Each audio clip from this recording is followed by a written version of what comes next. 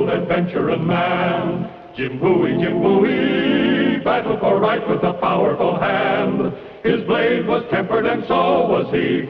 Indestructible steel was he. Jim Bowie. He was a fighter, a fearless and mighty adventuring man. He roamed the wilderness unafraid, from Natchez to Rio Grande. With all the might of his gleaming blade, he fought for the rights of man. Jim Bowie. He was a fighter, a fearless and mighty adventuring man.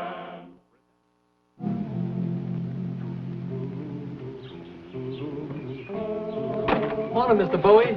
Morning, Eli. A horse ready? Yes, sir, right around the side.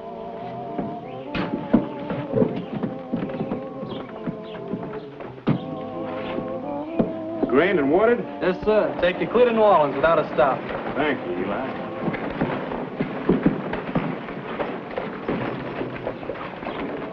To reach New Orleans without a stop was exactly what I had in mind. There was a certain lady there waiting for me to take her to the opera ball that night. Please, sir, please. Oh. Did you see that? What, sir? The girl in that carriage. She seemed frightened. Did you hear her call out? I didn't notice anything out of the usual, Mr. Bowie. You know, Eli, it's sometimes kind of hard to mind your own business. Especially when somebody else's business is a pretty girl. Yeah, I guess so, Mr. Bowie. Yeah.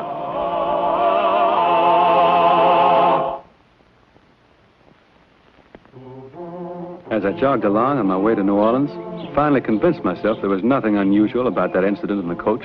Just an ordinary quarrel between a headstrong girl and her parents. Then, as I began to turn my mind to the anticipated pleasures of Annabelle and the opera ball, there occurred another of those unpredictable incidents of the road.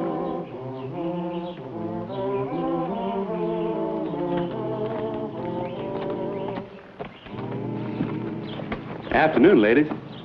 You having a little trouble? And what does it look like if not trouble? If only that, monsieur, it has failed us. Failed us indeed, and just when it was needed most. Well, can I be of any help? Oh, how kind of you, monsieur. Would you please? If you feel you could be of any assistance, it would not be unappreciated. Oui, monsieur, to be swiftly on our way is of the gravest importance. I'm sure it is. Let's have a look.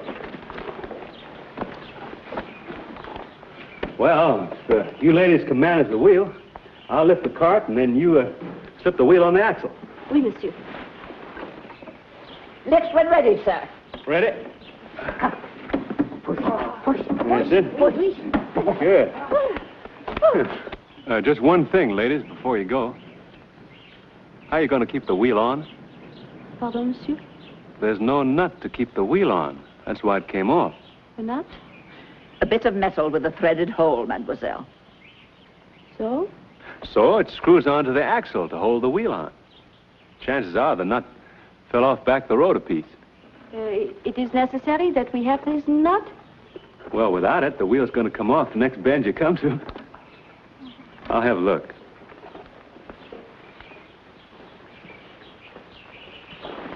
You have found it? No, piece of wood. Oh, if only I had not permitted Marie-Lou to leave with that woman.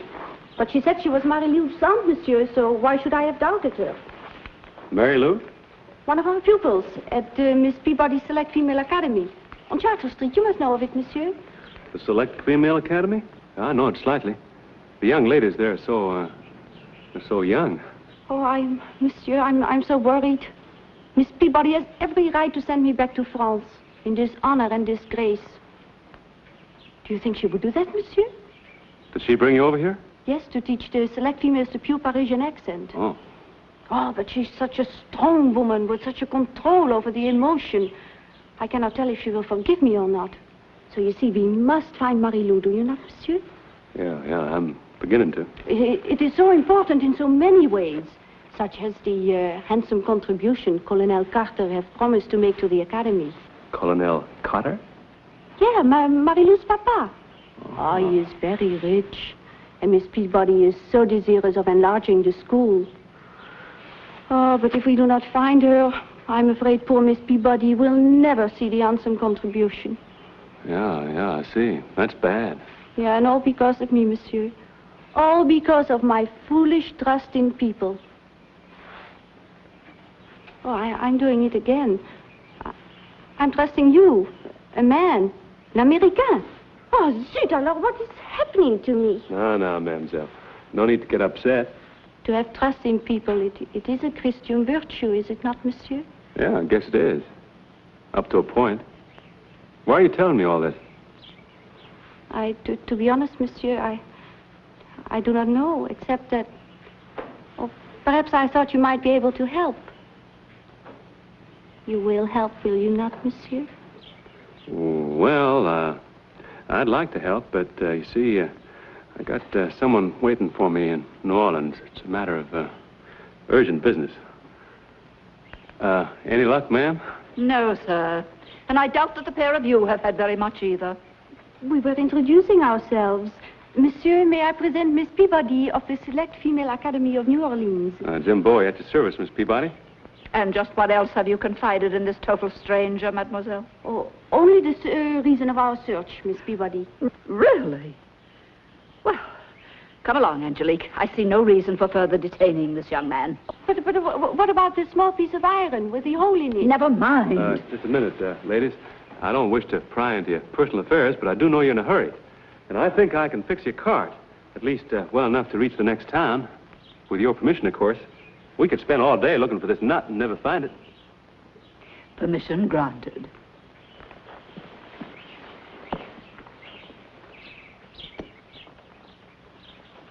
This girl you're looking for, what's she like? Oh, she's very pretty. She's about so tall and flaxen hair and blue eyes. Oh, it's probably not the same one, but she by any chance wearing a blue dress? Oh, but of course, the uniform of the academy. You've seen her, monsieur. Control yourself, Miss Moreau. And just where did you see this alleged girl? Outside the Black Horse Tavern, about 8 miles down the road. She was in a carriage? Yeah. With a woman of middle age? That's right. And a great tall coachman on the box. Well, I didn't notice the coachman, mademoiselle, just the select female. Oh. This young lady, what happened, an abduction? Oh, no, monsieur. An elopement. Oh. Marie-Lou is in love with Émile Dussart. Oh, he's such a charming young man. Into the cart at once, mademoiselle. Oh, thank you again for your generous assistance, sir. Don't mention it, Miss Peabody.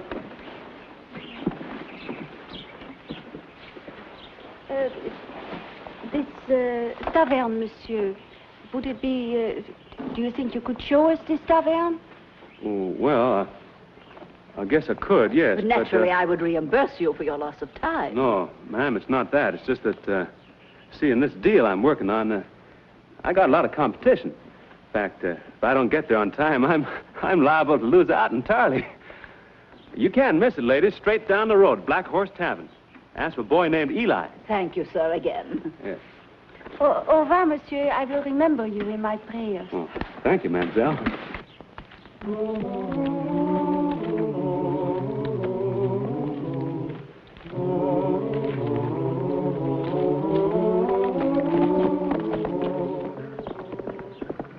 I hurried again on my way to New Orleans, trying to keep in mind the charms of the lovely Annabelle, who'd soon be in my arms at the opera ball. It was about an hour later when I noticed something lying in the road. Ordinarily, I'd have ridden on, but this time...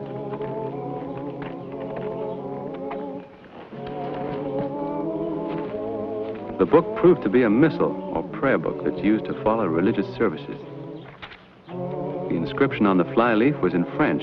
Roughly translated, it read, "For my beloved daughter, Angelique, from her loving mother." No, sir, I told myself. I'm not going chasing after those select females. I got a select female of my own waiting for me.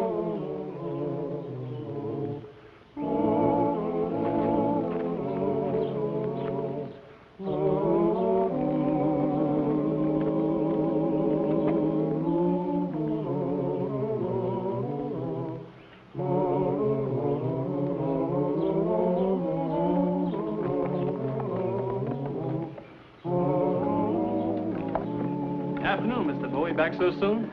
I'm not staying, Eli. Just want some information. I'm looking for the 2 schoolmarms who stopped by here this afternoon. Schoolmarms? Oh, I didn't see any schoolmarms, Mr. Bowie. Sir? You're lying, boy. Just like you were lying this morning about that girl in the coach. Now, Come on, let's have some truth. Two ladies in a pony cart. Where are they? Out by Spanish Creek, I guess. Spanish Creek? Did you send them there? Yes, sir. Why? Well, I was looking for a girl, and I figured that's where she is. All right, let's hear it all. A friend of mine come here the other night, and he wanted to know if I knew anybody that could help him get this girl. Get her? Yeah, some place her old man was keeping her prisoner in. Was your friend named Emile? Yeah, yes, sir. Emile Dussault, do you know him? I heard of him. Did he rescue her? Well, that's what I don't know, Mr. Bowie. And it's got me kind of scared. You see, I got these friends from Spanish Creek to help Emile, but I ain't seen them since. They're the ones that drove off this morning in the coach. Name of Odin. All right, Eli. If you're telling me yarns, you better not be here when I get back. You understand?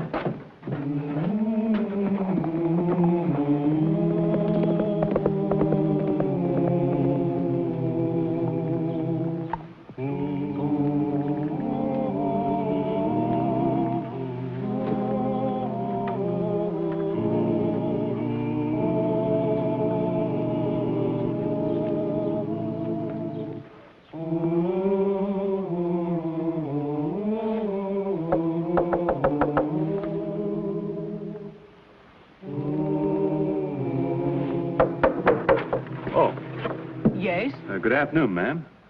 I'm looking for the two ladies from the Select Female Academy.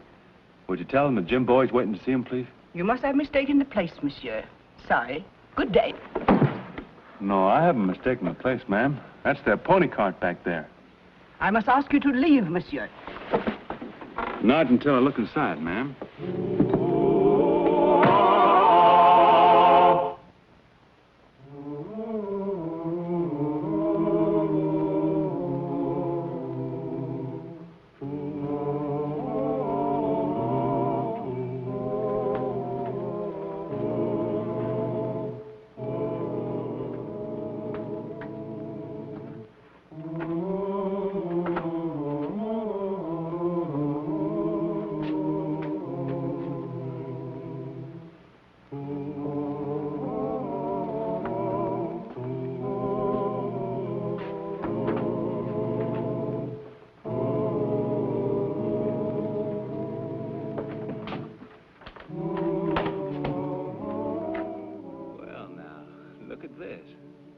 Mademoiselle Angelique. Angie. The door, mademoiselle. It's me, Jim Bowie. The man who fixed your pony cart. Monsieur. Oh, Mr. Bowie, how wonderful. You've come to rescue us. That was a general idea. But right now, I could use a little rescuing myself. You stand back away from the door.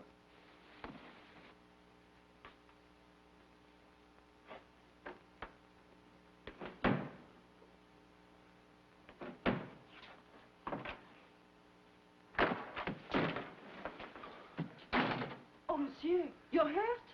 Oh, not any more than I was. Well, tell me, where is everybody? Where's Miss Peabody? They took her away, I know not where. Oh, monsieur, we have fallen into the hands of desperate criminals. We will all be murdered. Now, mademoiselle, it's not that bad. Is it?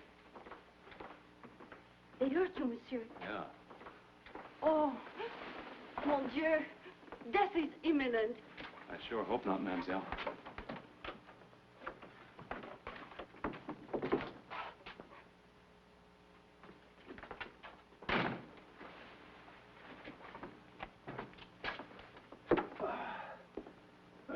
Howdy, gentlemen. Must have fallen out of bed.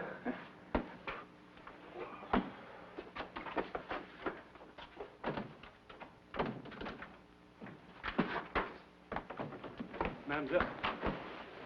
Well, now, I'm sorry. That was clumsy of me. My fault, really, monsieur. I should not be so curious. Another of my miserable sins. Well, that's not such a bad sin. Oh, do not waste sympathy on me, monsieur. Others need it more. Miss Peabody and Marie-Lou. She's here, the girl? Oui. Oh, I saw her but briefly when we arrived. She and her sweetheart, Emile. I thought you said this was an elopement. Why are they holding you ladies and me?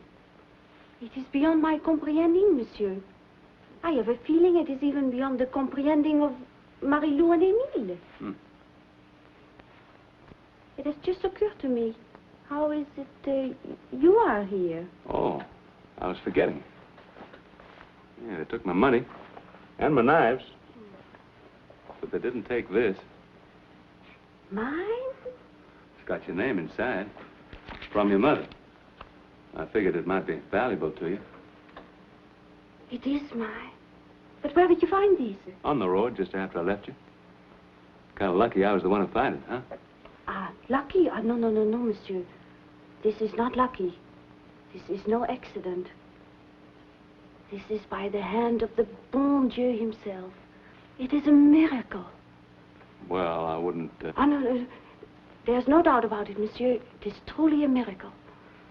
What we need now is another one to get us all out of here.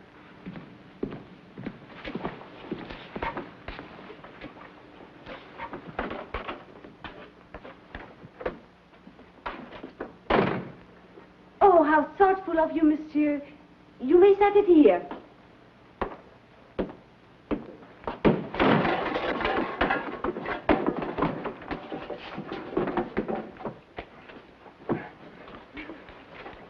Mademoiselle, turn your back. He has fainted, monsieur? That's right. When he wakes up, we will cry out, no? Yeah, I'll rip my shirt. Oh, no, monsieur, not the shirt. You cannot spare it. I'll have to gag him. Wait. Turn your back, monsieur.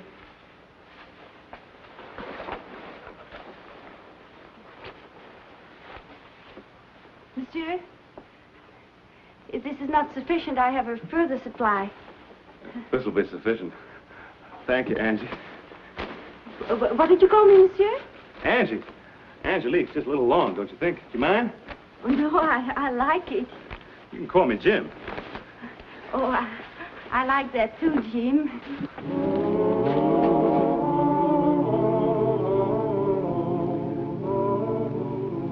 For the last time, madam, take that pen and write what I tell you. Do your worst, you scoundrel. You shall not make me a part of this odious plot. Right. Never. Do what he wants, Miss Peabody. And who are you to be giving advice, young man? You who got us all into this. That's done now. The important thing is to get you ladies safely home. Write what he asks. I shall write no lies for this felonious criminal. Your final word, madam? My final word.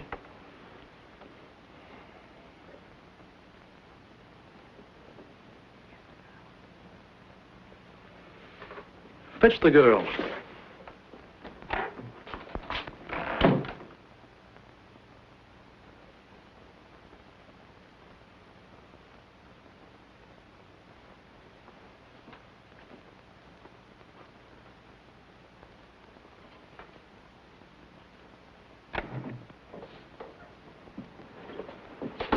Mary Lou. Mrs. Peabody, ma'am, I'm so frightened. Dry your tears, Miss Carter. Our fate is in the hands of Providence. Please sit down, Miss Peabody. Do you see that? A vulgar exhibition of bad taste. It has been there for more than 20 years, madame. Indelible. Impossible to remove. Tattooed there with ink, forever. With ink like this.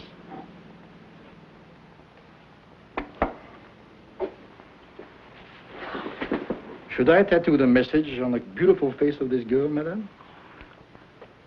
Or do you prefer to write? What I shall tell you to write. Right, Miss Peabody. You have no choice.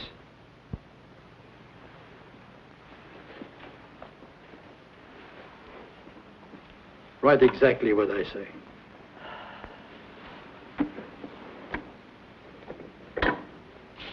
My dear Colonel Carter, if you wish to see your daughter alive,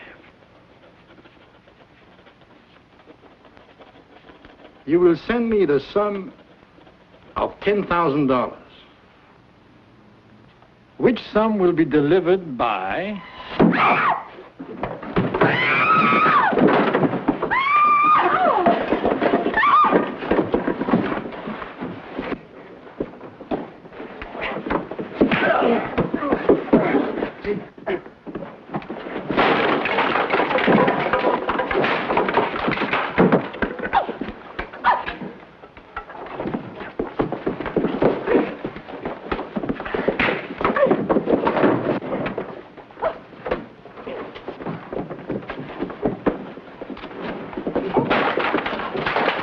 Peabody! Take up a chair, Miss Moreau, and smite thine enemies.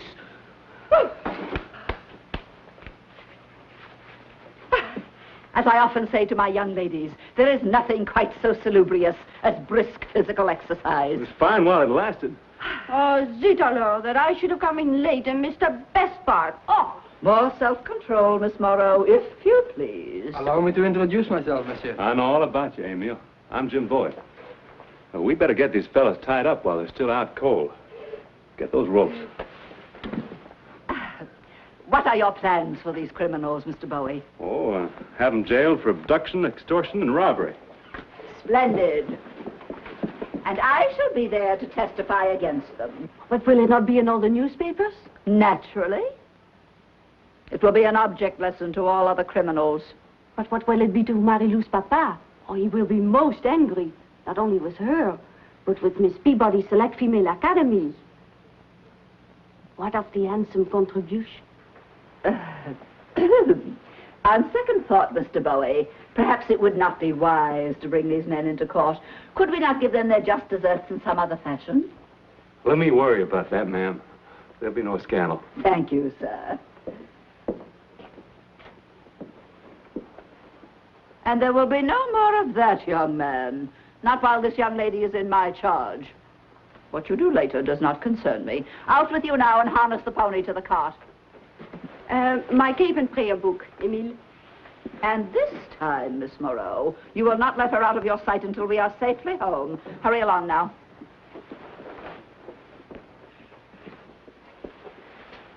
Au revoir, Jim. May le bon Dieu bless you always. Goodbye, Angie. Angie? Jim? Oh, we kind of got acquainted. We were locked up together. I do not approve of the use of nicknames. Good day to you, Mr. Bowie. Good day, Miss Peabody.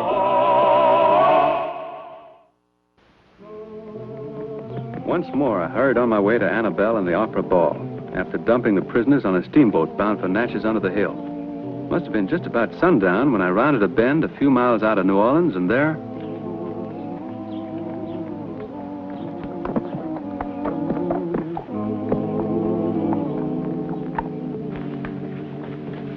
Jim! Oh, if you but knew how I was praying for your reappearance. Is it not so, Miss Carter? Did I not ask you to pray also?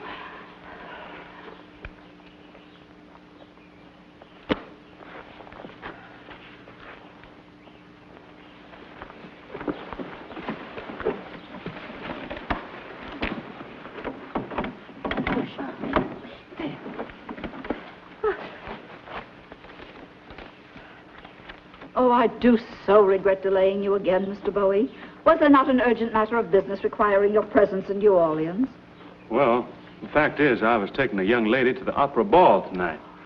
But I'm so late now, I guess she's made other arrangements. And Miss Peabody, may I remind you, you still have to get a nut? A nut. Into the cart, Mary Lou. You too, Angelique. I'm so sorry, Jean. If there were only some way I could make it up to you. Whoa, now. You just said something there. Yeah. Miss Peabody, I'd like the honor and privilege of escorting Mademoiselle Angelique to the Opera Ball tonight. With your permission, of course. Well, we're both in your debt, to be sure, Mr. Bowie, but I'm afraid... Thank you, ma'am. Thank you kindly. Young man! Isn't he just the most divine thing ever?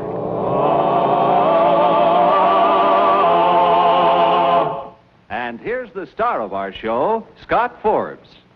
Hello, everyone. Hope you enjoyed tonight's show. And will be with us next week for another exciting adventure in the life of Jim Bowie.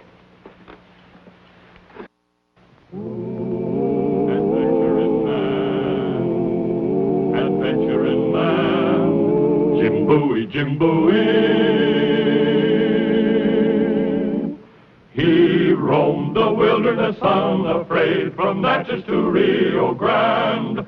With all the might of his gleaming blade, he fought for the rights of man. Jim Bowie, he was a bold adventuring man. Jim Bowie, battled for right with a powerful hand.